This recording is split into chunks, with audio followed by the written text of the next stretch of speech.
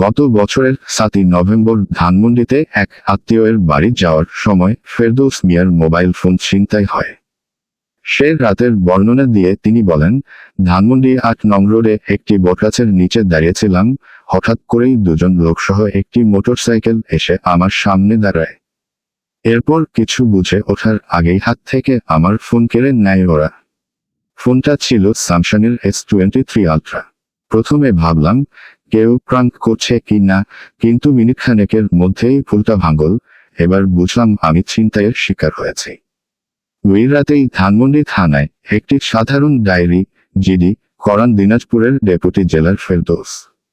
একই সঙ্গে তার স্মার্ট থিংস নামের স্যামসাং ইলেকট্রনিক্স কোম্পানির তৈরি একটি অ্যাপের মাধ্যমে জানতে পারেন ফোনটি বন্ধ করে রাখা হয়েছে। জিডি করার সময় পুলিশ কর্মকর্তারা তাকে জানান, ছিনতাইকৃত ফোনটি কেউ ব্যবহার করা শুরু করলেই কেবল সেটা উদ্ধার করা যাবে। ওই অ্যাপের দিকে সার্বক্ষণিক নজর রেখেছিলেন ফেরদৌস। কিছুদিন পরে একদিন সকালে ওই অ্যাপে তার ছিনতাই হওয়া ফোনের লোকেশন দেখায়। শুরুতে উৎসাহিত হয়ে উঠলেও পরক্ষণেই তাতে ভাটা পড়ে ফোনের লাইভ লোকেশন দেখার পর। লোকেশন দেখাচ্ছিল ঢাকা থেকে 2548 কিলোমিটার দূরের ভারতের গুজরাট রাজ্যের আমরেলি শহর। ফলে ফোনটা ফিরে পাওয়ার সম্ভাবনা যে একদমই নেই তা বুঝতে পারছিলাম। ফেরদৌসকে পুলিশও জানায় যে তাদের অভিযানে ধরা পড়ার আশঙ্কা থাকায় চুরি হওয়া বেশিরভাগ দামি স্মার্টফোন প্রতিবেশী ভারতে পাচার করা হয়। এরা হচ্ছে আন্তর্জাতিক পাচার চক্র। সম্প্রতি রাজধানীর বাড্ডা এলাকায় এক অভিযান চালায় ঢাকা মহানগর গোয়েন্দা পুলিশ। অভিযানে দুই দেশের সক্রিয় চক্রের সদস্যদের গ্রেপ্তারও করা হয়। তবে নিজের ফোন ফিরে পেতে নাছোড়বান্দা ছিলেন ফেরদৌস মিয়া, ফলে উপায়ও খুঁজতে থাকেন। ইন্টারনেটে নানান পরামর্শ জেনে স্থানীয় আইনশৃঙ্খলা রক্ষাকারী বাহিনীর কর্মকর্তাদের সাথে আলাপ করে এবং নানান ওয়েবসাইট ঘুরে শেষ পর্যন্ত একটাই মাত্র সমাধানের পথ পান। সে অনুযায়ী ভারতের বিভিন্ন কর্তৃপক্ষ এবং দুই দেশের হাইকমিশনে ইমেইল করেন। ফেরদৌস বলেন, ইমেইল করা ছাড়া আর কোনো উপায় ছিল না। আমি বাংলাদেশ ও ভারতের হাইকমিশন, গুজরাটের স্বরাষ্ট্র বিষয়ক রাজ্য সচিব, গুজরাটের রাজ্য পুলিশের নোডাল অফিসার, গুজরাট পুলিশ কমিশনারের দপ্তরকে হারানো ফোনটির সমস্ত কাগজপত্রের তথ্য দিয়ে ইমেইল করি।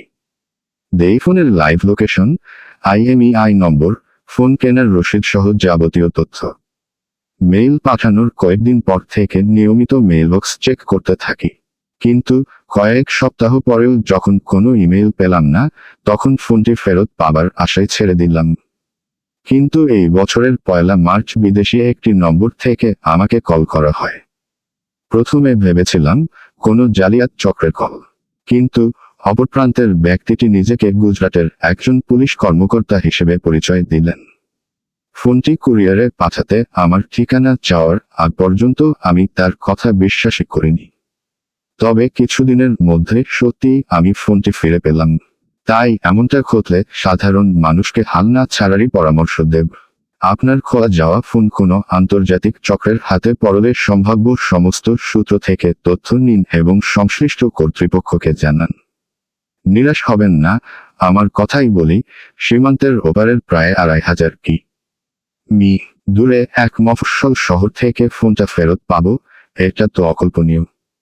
এভাবেই বাংলাদেশ ছিনতাই হওয়া একটি ফোন ভারত থেকে এভাবে উদ্ধার সম্ভব হয়েছে ফেরদৌসের ইন্টারনেটে অনুসন্ধান, তৎপরতা এবং নাছোড়বান্দা মনোভাবের কারণে।